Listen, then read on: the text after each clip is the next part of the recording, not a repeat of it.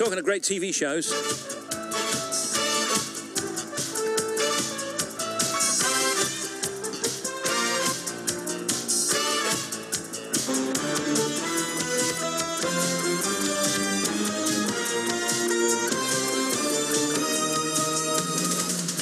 Lovely Michael Brandon's here. He's a bit of a hero, not only for all the things he's done, like Dempsey and Makepeace, and all the other stuff that Jerry Springer thinks, but of course, Michael's been in Doctor Who, and this is what he had to say in Doctor Who. Battle stations, everyone! To your battle stations! I was General Sanchez, and I took great pleasure in that. You can't get a better line than that, can you? Everyone to battle stations. Now, what was it like being in Doctor Who, first of all? Because it's unusual to see you in that, really. Yeah, it was great. It was really wonderful. It was as wonderful as you can imagine. Everybody was great. I was happy. I came home so excited to tell my son, I'm in Doctor Who. And he said, great, you've just ruined the entire reality for me.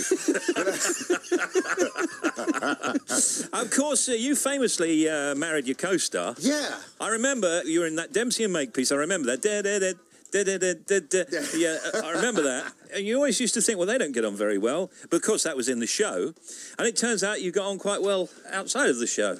Yeah, that's what they spent the entire time writing about. The first we didn't get on, and then we did get on. Then we didn't get on, then we did get on, and then we didn't get on, we got married.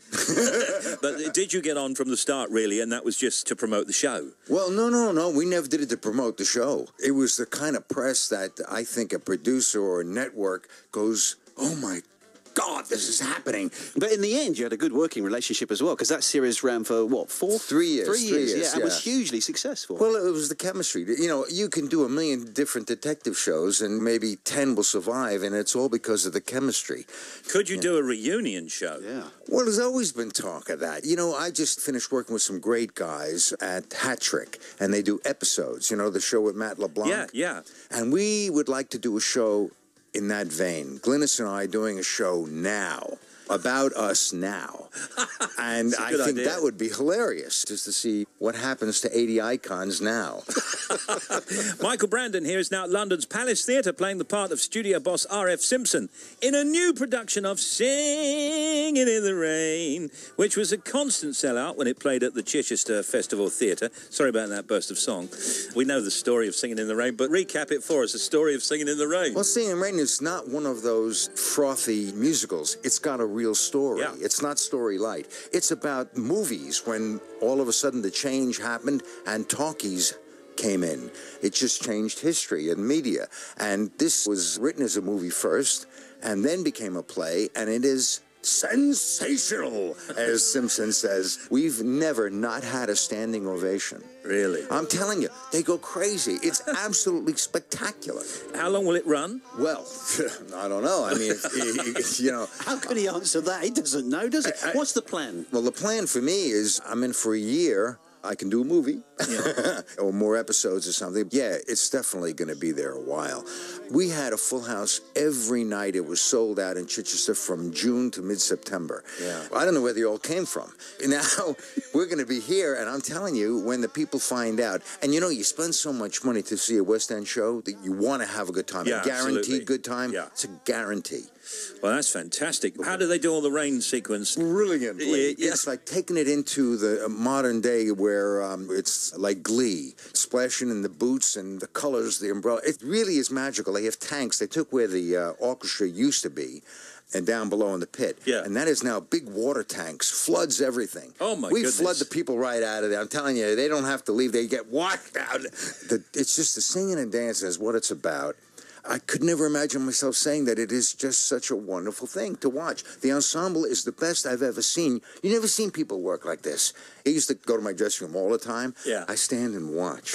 And I can't tell how many times. It's just, I'm amazed. We were talking earlier on about Doctor Who and the other bits and bobs that you've done. You were in Captain America recently, weren't you? I was. My first 3D movie. Battle stations. What is that?